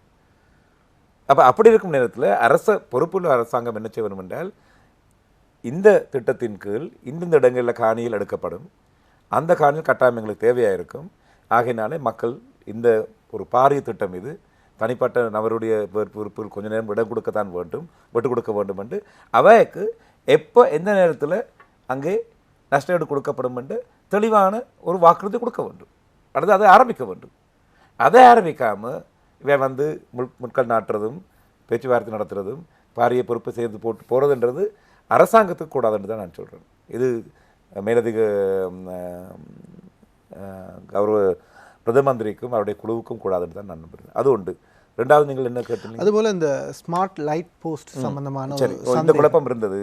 இந்த குழப்பம் வந்து ஸ்மார்ட் லைட் போஸ்ட் அதில் 5G வருது, அதனாலே பெண்கள் கர்ப்பிணி பெண்கள் மாத்திரமல்ல பல சூழ்நிலை எல்லாம் ஊடகங்கள் எழுதப்பட்டது. இதில் பாரிய பிழை நடந்து என்றால் இன்னும் இலங்கையில் 5G வர இல்லை. அதான் உண்மை. சரியோ, எங்கேயும் 5G இல்லை. இந்த ஒரு நிறுவனம், தனியார் நிறுவனம் உண்டு, ஸ்மார்ட் லேம்ப் போஸ்ட் அவை பொருத்தி கொண்டு போனது உண்மைதான். அவை பொருத்தின இடம் வந்து யாழ்ப்பாண நகரசபை எல்லைக்குள்ளே இருக்கின்ற இடங்கள். அப்போது என்றால் அவை முதல் வந்து இலங்கை டெலிகம்யூனிகேஷன் ரெகுலேஷன்ஸ் இல்லை, அதாவது அவையிட்டிருந்து அவை முதல்ல எடுத்திருக்க வேணும். அதை இன்னும் எடுக்க இல்லை. அவை ஒரு பாருக்கு தான் எடுத்திருக்கணும். ரெண்டாவது, முக்கியமாக நகர எல்லைக்குள்ளே வருகின்றபடியே நகரசபை இதை பற்றி விவாதிச்சிருக்க வேண்டும். விவாதித்து நன்மை தீமைகளை தேர்ந்து அவை அதெல்லாம் வெளியிட்டு மக்களுக்கு சொல்லி அந்த ஒப்பந்தம் வெளிப்படையாக இருக்க வேண்டும். அப்படி இல்லாமல் இந்த ஒப்பந்தம் செய்யப்பட்டபடியால்தான் இந்த குழப்பங்கள் ஏற்பட்டது. இப்போது அது நிறுத்தப்பட்டுள்ளது. என்னுடைய என்ன வேண்டுகோளின் கீழ் அவை அது நிறுத்தப்பட்டு சரியான முறையில் அதை செய்யுங்கோ. அதில் இருக்கின்ற ஒரு பாரிய பிரச்சனை என்னென்றால், இந்த ஸ்மார்ட் லேம்ப் போஸ்ட் அல்லது ஸ்மார்ட் போஸ்ட் போடும்போது தகவலுக்கு என்ன நடக்குதுண்டு. Okay, they can transmit data, they can transmit pictures, they can transmit information, but who owns them and what is happening to the security of that data? அதை இல்லாமல் வந்து பொருத்துவது நான் நினைக்கின்றேன் ஒரு பாரிய பொறுப்பு. அதை நான் இல்லாவிட்டாலும் இருந்தாலும் நகரம் யாழ்ப்பாண நகரசபை அதை பற்றி கூர்மையாக இருக்க வேண்டும் என்று தான் என்னுடைய வேண்டுகோள். இப்போது பொருத்தப்பட்டிருக்கிற செயற்பாட்டில் காணுகின்ற அந்த இதுகள் வந்து இடையில நிறுத்தப்பட்டிருக்கிறது. ஆகவே அது சம்பந்தமாக நீங்கள் அந்த இடை நடுவே அதை முன்னிறுத்தி அல்லது உங்களுடைய தலையீட்டின் காரணமாக இடைநிறுத்தப்பட்டது. நகரசபையினுடைய அனுமதியினுடன் தான் அது மேற்கொள்ளப்பட்டதாக குற்றம் சாட்டப்பட்டிருக்கிறது. சில ஒப்பந்தம் செய்யப்பட்டிருப்பதாகவும் நான் பார்த்துருக்க. எனக்கு தெரியல இந்த ஆவணையை வந்து நகரசபை, ஏன்னா யாழ்ப்பாண நகரசபை வந்து உங்களுக்கு தெரியுமோ தெரியல இல்லையோ, 400 மில்லியன் அவைக்கு காசு டிபாசிட்டில் இருக்குது. நகரசபைக்கு செய்ய வேண்டிய எவ்வளவோ வேலைகள் இருக்குது. இன்னும் வேர்ல்ட் பேங்க் மற்ற இடங்கள் தெளிவாக மத்திய அரசுகளிலிருந்து எத்தனையோ பாரிய திட்டங்கள் வந்திருக்கிறது. ஆனால் நகரசபை இன்னும் அரசியல் குழப்பத்தில் இருக்குது. அவை இன்னும் மக்களுக்காக சேவை செய்ய வேண்டும் என்று முன்வராமல், அவர் இதை செய்தால் நாங்கள் அதை எதிர்ப்போம், இவர் இதை செய்தால் நாங்கள் அதை எதிர்ப்போம் என்ற ஒரு குழப்பமான, உண்மையாகவே ஒரு போட்டி போடும் நிலைமையாக இருக்கிறது. பண்ணை உங்களுக்கு தெரியும், யாழ்ப்பாண நகரத்தில் இருக்கிற ஒரே ஒரு கடல் முற்றவெளி பண்ணை. அந்த பண்ணை திருத்துறதுக்கு கூட இவை ஒப்பந்தம் செய்து கூட கஷ்டமாக இருக்கிறது. என்னடா நகரவிதா ஒன்று சொன்னார், எதிர்கட்சி அதுக்கு விரும்ப இல்லை, எதிர்கட்சி ஒன்று சொன்னார், நகரசபா வேண்டான்றார். ஆகையினால இந்த ஜனநாயக ரீதியான இதை நோக்குங்கள் என்று தான் என்னுடைய கேள்வி. நான் நகரவிதாவிட்டமும் எதிர்கட்சி தலைவரிடம் கேட்டுக்கொண்டிருக்கின்றேன். கேட்டுக்கொள்ளுகின்ற விடயம் என்னவென்றால், உங்களுடைய அரசியல் கெடுபிடிகளை ஒரு பக்கம் வைத்துவிட்டு கிடைத்த சந்தர்ப்பத்தை மக்களுக்காக மக்கள் நலனுக்காக செய்யுங்க. அநேக விடயங்கள் தேங்கி இருக்கிறது இந்த பிரச்சனையாக. ஆனால் எனக்கு எனக்கு அதிகாரம் இருக்கிறது, கலைக்கலாம் எனக்கு வேணுமென்றால் சட்டப்பூர்வமான அதிகாரம் இருக்கிறது. நான் அந்த அளவுக்கு அரசியல் செய்ய போகவில்லை. என்னென்ன மக்கள் தெரிந்து செய்து அனுப்பினவர் பணியை செய்கிறார்களோ இல்லையோ என்று மக்கள் அறிய வேண்டும். இப்போது மக்களால் செய்யப்படாத ஒருவன் நான், தாவகாலிகமாக தற்செயலாக ஆளுநராக வந்த நான் இவையோடு வேலை செய்யலாம் என்றால் மக்களாலே வாக்கு வேண்டி மக்களுக்கு வாக்குறுதி சொன்ன எவ்வளோ வேலை செய்ய வேண்டும் என்றது மக்கள் கேட்கணும். அதுபோல் நீங்கள் செய்து கொண்டிருக்கின்ற வேலைகள் பற்றி பார்க்கின்ற போது உண்மையாக ஒரு ஆளுநராக செய்யக்கூடிய கடமைகளையும் தாண்டி சில திட்டங்களை நீங்கள் முன்மொழிகின்றீர்கள். இப்போது பேசிய திட்டம் கூட இன்று தான் நான் கேள்விப்படுகின்றேன். இந்த நீங்கள் ஒரு சூப்பர் மார்க்கெட் செயின் சம்பந்தமாக பேசுகிறீங்க. எங்களோட விவசாய மக்கள் செய்கின்ற விவசாயமும் அதிலிருந்து வருகின்ற விவசாய உற்பத்தியும் பெருமையும் பாராட்டத்தக்கதுக்கு சந்தைக்கு வர வேண்டும். அதுக்குரிய விலை சரியான முறையில் விலை கிடைக்க வேண்டும், அதுக்குரிய அபிமானம் கிடைக்க வேண்டும். இப்போது யாழ்ப்பாணத்தில் நாங்கள் வந்த பிறகு, நான் போன பிறகு அவருக்கு உதவி செய்திருக்கின்றேன். ஒரு தொழிற்சாலை செய்திருக்கிறார் அவர். பணம் கல்லும் பணம் சாராயமும். பணம் கல் உங்களுக்கு தெரியும், அவர் ஒரு அவர் கனடாவில் இருந்தவர், குடும்பத்தோடு திரும்பி வந்திருக்கிறார். அவருக்கு செய்ய வேண்டிய எல்லா முயற்சியும் நான் செய்து கொண்டிருக்கின்றேன், உதவிகள் செய்து கொண்டிருக்கின்றேன். அவர் இங்கிருந்து உற்பத்தி செய்யும் பணங்கள் முதல் முறையில் கனடாவிலே இப்போ வைக்கப்படுகின்றது. விமானம் மூலமாக அங்கே சென்று அங்கே விற்கப்படுகின்றது. அவர் செய்கின்ற சாராயம் பிரான்ஸ் நாட்டிலே விற்கப்படுகின்றது. அப்படிப்பட்ட தொழிற்சாலைகளை அவர் சாராயம் விற்கிறாரோ கல் விற்கிறாரோ என்று தெரியவில்லை. ஆனால் அவர் எடுக்கின்ற முயற்சிக்கு நாங்கள் கட்டாயம் பின்னணின்று அவருக்கு உதவி செய்ய வேண்டும். நாங்கள் இது மாதிரியாக சிறப்பான விடயங்கள், அதாவது விவசாயிக்கு சரியான விலை கிடைக்க வேண்டும். அது நாங்கள் ஆளுநராக அந்த விடயத்தையும் தாண்டி நாங்கள் இவ்வாறு ஒரு வியாபார முயற்சி அல்லது ஒரு முயற்சியாண்மை இணைத்து விடுகின்ற சந்தர்ப்பங்கள் பாராட்டுக்குரியது. அதுபோல தான் நீங்கள் இந்த இன்னொரு நிறுவனத்தோடு இணைந்து இந்த உற்பத்தியாளர்களை அல்லது விவசாயிகளை இணைத்து ஒரு திட்டத்தை முன்னெடுக்கிறீர்கள். இவ்வாறான என்னென்ன மாதிரியான திட்டங்கள்? இப்போ நாங்கள் தொடர்ந்து ஏனைய நாடுகள் எங்களுக்கு போரண்ட காரணத்தினால எங்களுக்கு செய்ய முடியாமல் இருந்தது. நான் கண்ட ஒரு விடயம் வடமாகாணத்தில் விவசாயிகள் இன்னும் பாரம்பரிய முறைகளில் தான் தங்களுடைய விவசாயிகள், அது நீர் முகாமத்துவையோ பயிர் முகாமத்துவையோ அல்லது பூச்சி மருந்து பாவிப்பதோ எந்த எடுத்தாலும் தங்களுக்கு தெரிஞ்ச அந்த கடந்த கால அனுபவத்தின் ரீதியாக தான் முன் சென்று கொண்டிருக்கிறார்கள். ஆனால் யாழ்ப்பாண பல்கலைக்கழகத்தில் ஒரு விவசாய திணைக்களமே இருக்கின்றது. இப்போ நான் இது ரெண்டே ஒன்றையாக கூட்டி நான் சொன்னான், அவைக்கு தயவுசெய்து அறிவும் பயிற்சியும் உண்டா வர வேண்டும். இவைக்கு பயிற்சி இருக்குது, அவைக்கு அறிவு இருக்கின்றது. ஆகினாலே முதல் முறையில் வடமாகாணத்து எங்களோட விவசாயிகள் பல்கலைக்கழகம் சென்று படிக்கக்கூடிய வாய்ப்பை ஏற்பட்டிருக்கும். அப்படி இல்லை, பல்கலைக்கழகம் முதல் முறையில் விவசாயிகளை சந்திக்கிறதுக்கு வருகின்றது கமத்துக்கு. இதான் நடக்கிறது. ஆகினாலே இப்போ நாங்கள் செய்திருக்கின்றோம் அவைக்கு சான்றிதழ் கொடுக்கக்கூடிய ஒரு நிலையிலே, அதாவது புதிய பயிர்கள் என்ன, புதிய முயற்சிகள் என்ன செய்யலாம், புதிய யந்திரோபகரணங்கள் என்ன இருக்கின்றது, அதை பாதித்தினால் என்ன நன்மை தீமைகள் என்று கிளிநொச்சி மாவட்டத்தோட உதாரணம் எடுக்கும்போது கிளிநொச்சி மாவட்டத்தில் மட்டும் 218 அல்லது 19 விவசாய சங்கங்கள் உண்டு. அவை தெரிஞ்சு கொண்டு இளம் பிள்ளைகளை அனுப்பவனும் பல்கலைக்கழகத்துக்கு போய் தியரிஸ் படித்து கொண்டு வாங்குவோம். அதுக்கு பிறகு பல்கலைக்கழகம் அவரோட அந்த வெள்ளாமை செய்கிறதோ அதை பயிர் செய்கிறதோ முயற்சி காட்ட போயின்னு on site. So it's going to be an applied university. என்னுடைய கனவு என்னவென்றால், நீங்கள் இன்னும் ஒரு வருடத்தில் ஒரு இளைஞனை பார்த்து கேட்கக்கூடும், அவர் சொல்லக்கூடும் அவர் ஒரு விவசாயி என்று. ஆனால் விவசாயி யாழ்ப்பாண பல்கலைக்கழகத்தில் பட்டம் பெற்ற ஒரு விவசாயி என்று சொல்லப் போகின்றார். அதான் நடக்கப் போகின்றோம்.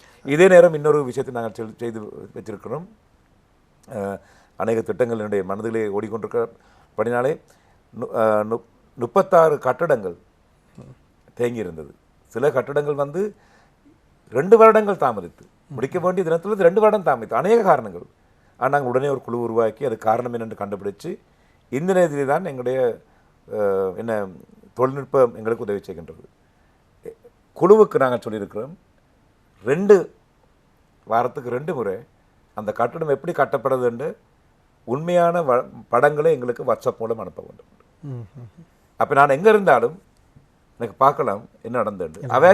உடனே சொல்லின மண் காணாது மண்ணை கொண்டு வாங்குவோம், அல்லது லைட் காணாது இரவு ஒர்க் பண்ண முடியாது லைட்டை போடுங்க உண்டு. அந்த அந்த முயற்சியினாலே இப்போது அந்த 36 கட்டடங்களும் கட்டி முடிச்சாயிட்டு. இனி மழை வர முதல்ல எங்களுக்கு அடுத்த வாரம் இந்த கட்டடங்களை பாடசாலை கொடுக்கலாம். அதுபோல் சுருக்கமாக இந்த ஆசிரியர் நியமனங்கள், அது பிரச்சனைகள், வேலையில்லா பட்டதாரிகளுடைய பிரச்சனையை பற்றியும் சுருக்கமாக நாங்கள். சரி தம்பி, வேலையில்லா விஐபிஸ் பற்றி சொல்கிறதுண்டா விஐபி 1, 2 ரெண்டும் வந்துட்டு. ஆனால் இது வந்து எங்களோட கல்வித்துறையை சார்ந்த பிரச்சனை உண்டு. எனக்கு இன்னும் 950 அளவிலான விஞ்ஞான பட்டதாரிகள் வேண்டும் விஞ்ஞானம் போதிப்பதற்கு. அதுபோல் சிங்கள போதிப்பதற்கான விஞ்ஞானம் போதிப்பதற்கு. ஆனால் வெளியிலே கலைத்துறை பட்டம் பெற்ற பட்டதாரிகள் 5000 பேருக்கும் தொழில் இல்லாமல் இருக்கிறார்கள். இது பல்கலைக்கழகத்தில் இருக்கின்றவர்கள் அறிய வேண்டிய விடயம். எங்களுக்கு தேவையான பட்டதாரிகளை தாங்கோ, அவையாக்க நாங்கள் தொழில் கொடுக்கலாம். சரியோ? அதை தவிர இலங்கையில் 2 மொழியும் படிக்க வேண்டும் என்பது என்னுடைய முயற்சி. ஆகையினாலே நாங்கள் பிரான்ஸ் மொழியை படிக்கின்றோம், ஜெர்மன் மொழியை படிக்கின்றோம், வேறு அநேக மொழிகளை படிக்கின்றோம். சிங்கள மொழியை படிப்பதற்கு எங்களுக்கு கொஞ்சம் ஒரு தயக்கம் இருக்கின்றது. காரணம் வந்து சில நேரம் எங்களுக்கு ஆசிரியர் மாதிரி இல்லாத. ஆகினாலே நான் கொழும்பு பல்கலைக்கழகத்தை சேர்ந்தவன்றபடியாக கொழும்பு பல்கலைக்கழகத்தையும் மற்ற பல்கலைக்கழகத்தையும் சேர்ந்தவர்களை கேட்டு இந்த முறை பட்டம் பெற்று வீட்டில் இருக்கின்ற தொழில் வாய்ப்பு இல்லாதவர்களுக்கு அவை அட்வான்ஸ் லெவலில் பரீட்சை இருக்கின்றால் சிங்கள மொழிக்கு அவை தொண்டர் ஆசிரியராக வந்து எங்கெங்கள் தேவை இருக்கின்றதோ அந்த எந்த ஒரு பாடசாலை சொல்லுகின்றதோ எங்களோட பிள்ளைகளுக்கு சிங்களம் படிக்க விருப்பம் தயவுசெய்து ஒரு ஆசிரியர் தாங்க கொண்டு நாங்கள் கொடுக்க தயாராக. நிகழ்ச்சி நிறைவு செய்ய இறுதியாக நாங்கள் 30ஆம் தேதி அதிமீது ஜனாதிபதி அவர்கள் யாழ்ப்பாணம் வருகின்றார். நீங்கள் ஜனாதிபதியின் பிரதிநிதி. ஜனாதிபதி யாழ்ப்பாண மக்களுக்கு என்ன செய்தியை சொல்ல வருகின்றார், என்ன திட்டங்களோடு வருகின்றார், சுருக்கமாக நாங்கள் தெரிந்து கொள்வோம். திட்டங்களை பற்றி நாங்கள் இப்போ சொன்னோம். என்ன செய்தி வச்சிருக்கிறாரு அவர் தான் தெரியும். ஆனால் உண்மையான செய்தி என்னவென்றால் அவருக்கு சில நேரம் சொல்ல வேண்டியது இருக்கும். நான் ஊகிக்கின்றேன்.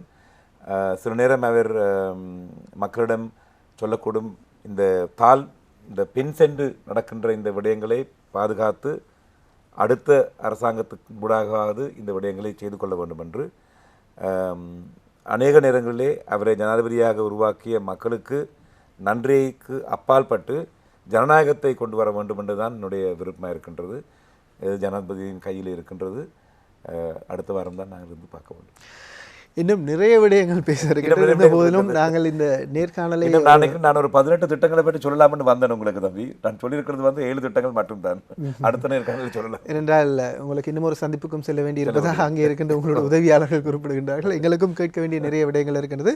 இருந்த போதிலும் இந்த நிகழ்ச்சியில் நிறைய தெளிவுபடுத்தலை நாங்கள் பெற்றுக்கொண்டோம். உங்களுடைய செயற்பாடுகள் பற்றி அறிந்திருக்கின்றோம். மக்களுக்கு அவை பற்றி தெரியப்படுத்தி இருக்கின்றோம். மக்கள் உங்களை ஒவ்வொரு புதன்கிழமைகளிலும் சந்திக்கக்கூடிய வாய்ப்புகள் இருக்கின்றது. ஆகவே நேரடியாக சென்றும் நீங்கள் சந்திக்கலாம். இந்த நிகழ்ச்சியை நாங்கள் இத்தோடு நிறைவு செய்து கொள்கின்றோம். இந்த தெளிவுபடுத்தல்களை வழங்கிய வடமாகாண ஆளுநர் சுரேன் ராகவன் அவர்களுக்கு எங்களுடைய நன்றிகள். உங்களுடைய பணி அவ்வாறு தொடர வேண்டும் குறிப்பிடுங்க. ஒன்று மட்டும் சொல்லிட்டு போக வேண்டும். முதல் முறையில் போருக்கு பின்னால் வடமாகாணத்தில் மட்டும்தான் 17,000 மாற்றுத்திறனாளிகள் இருக்கின்றார்கள். 17,000 மாற்றுத்திறனாளிகள் கிளிநொச்சி மாவட்டத்தில் அங்கே தான் பாரிய போர் நடந்தபடினாலே இதுகாலம் இவ்வளவு காலம் அப்படியே ஒரு சேவையை கொடுக்கா தவறியதுக்காக அந்த மக்களிடம் நான் மன்னிப்பு கேட்கின்றேன். நாங்கள் வருகின்ற மாதம் செப்டம்பர் மாதம் இருந்து மாற்றுத்திறனாளிகளுக்கு மட்டுமான ஒரு பேருந்தியை நாங்கள் அறிமுகப்படுத்துகின்றோம். இலங்கையில் இதுவரை ஒன்றும் நடக்கவில்லை. அப்படி அவனுடைய அந்த சக்கர வாகனத்தில் இருந்தே பஸ்ஸுக்களை போகலாம். அதுக்கான ஏற்பாடு செய்து கொண்டிருக்கின்றோம். கடவுள் எங்களுக்கு துணை நிற்பார். செப்டம்பர் மாதம் இருந்து கிளிநொச்சியிலிருந்து யாழ்ப்பாணத்துக்கும் யாழ்ப்பாணத்திலிருந்து கிளிநொச்சிக்கும் அவை வந்து போகக்கூடிய பேருந்து மாற்றுத்திறனாளிகளுக்கு மட்டும் ஒரு பேருந்தை நாங்கள் அறிமுகப்படுத்த போகின்றோம். அதை அந்த நல்ல செய்தியை சொல்ல வேண்டும் அவர்களுக்கு. நிச்சயமா உங்களுடைய முகத்தை பார்க்கின்ற போது தெரியுது இன்னும் நிறைய விடயங்கள் சொல்ல தயாராக இருக்கின்றீர்கள். இருந்த போதிலும் உங்களுடைய நேரம் வடமாகாண வட்டமேசை வடமாகாண இன்னும் இருக்கிறது. அடுத்த நிகழ்ச்சி சொல்லுவோம். நிச்சயமாக நாங்கள் அந்த நிகழ்ச்சியை ஏற்பாடு செய்ய தயாராக இருக்கணும். அதுபோல நல்லூர் கந்தசாமி ஆலய உற்சவம் நடைபெற்றுக் கொண்டதற்கு அவற்றுக்கான பாதுகாப்பு ஏற்பாடுகள் செய்யப்பட்டிருக்கிறது. பக்தர்கள் தாராளமாக வரக்கூடியதாக இருக்கும். அந்த செய்தியும் நாங்கள் குறிப்பிட்டு விடுவோம். இப்போ பாதுகாப்பு வந்து எப்போதுமே கொஞ்சம் அசௌகரியங்களை ஏற்படுத்தக்கூடிய விஷயம். அது சுதந்திரத்தை ஒரு அளவில் தடுக்கின்ற விஷயம் எல்லாருக்கும் தெரியும். யாராவது ஒரு விமான நிலையத்திலிருந்து போகும்போது கூட ஒருவர் அந்த அளவுக்கு போக வேண்டும். அதான் நீதி. இவ்வளவு மக்கள் வருகின்றபடினாலே ஆதீனமும் கோவிலும் எங்களிடம் கேட்ட பாதுகாப்பை நாங்கள் கொடுத்து கொண்டிருக்கின்றோம். இதில் ஒரு குழப்பம் ஏற்பட்டது. எங்களுக்கு பாதுகாப்பு தேவையில்லை, இராணுவம் தேவையில்லை, போலீஸ் தேவையில்லை என்று. ஆதீனமும் ஆலயமும் ரெண்டும் சொல்லுமானால் வேண்டாம் என்று நாங்கள் அதை வாபஸ் பண்ணிக்கொள்ள விருப்பமாக இருக்கின்றோம். ஆனால் மக்களுக்கு பாதுகாப்பு கொடுக்க வேண்டும். அது அரசினுடைய பொறுப்பு. ஆகையினாலே 3 ஸ்கேனர்ஸை நான் கொடுத்துருக்கணும். இப்போது அதை வந்து ஃபிக்ஸ் பண்ண போயினும் அவன் அந்த ஸ்கேனர்ஸ் ஊடாக அந்த இருக்கின்ற என்ன அந்த உடலை தொட்டு பார்த்து செய்கின்ற பரிசோதனைகள் குறைக்கப்பட நினைக்கும். ஆகவே உங்களை வருமாறு கேட்டுக்கொள்கின்றோம். வடமாகாணத்துக்கு இந்த நிகழ்ச்சியில் இணைந்து கொண்ட வடமாகாண ஆளுநருக்கு எங்களுடைய நன்றிகளை தெரிவிக்கிறோம். உங்களுடைய ஓட்டம் இதே வேகத்தில் தொடர்ந்து இடம்பெற வேண்டும். அதற்கு நாங்கள் அதை பார்த்து கொண்டிருப்போம். அதற்கான ஒத்துழைப்பையும் வழங்குவோம். இறைவன் எனக்கு துணையாக இருக்க வேண்டும். தமிழ் மக்களுடைய சேவைக்கு செய்து முடிக்கிறதுக்கு எனக்கு காலமும் சந்தர்ப்பம் தந்த மேலவை ஜனாதிபதியும் அந்த சேவையை தொடர்ந்து செய்து கொண்டு எனக்கு என்னோடு பணிபுரியும் என்னுடைய அலுவலக ஊழியர்கள், என்னுடைய நண்பர்கள், ஊடகம் உங்களை போன்ற ஊடகர்களுக்கு நான் நன்றி செலுத்துகின்றேன். இன்னும் சில நேரம் சிறுகாலம் இருக்கலாம், ஆனால் சிறுகாலத்தில் கூட ஆழமான அத்திவாரம் போட வேண்டும் என்றுதான் என்னுடைய விருப்பம். அதற்கு உங்களுக்கு நீங்கள் செய்யும் உதவி நன்றியாக. நிச்சயமாக இந்த வார மக்கள் சேவை நிகழ்ச்சியிலிருந்து நாங்களும் விடைபெறுகின்றோம். மற்றும் ஒரு நிகழ்ச்சியில் உங்களை சந்திக்கலாம். நன்றி, வணக்கம்.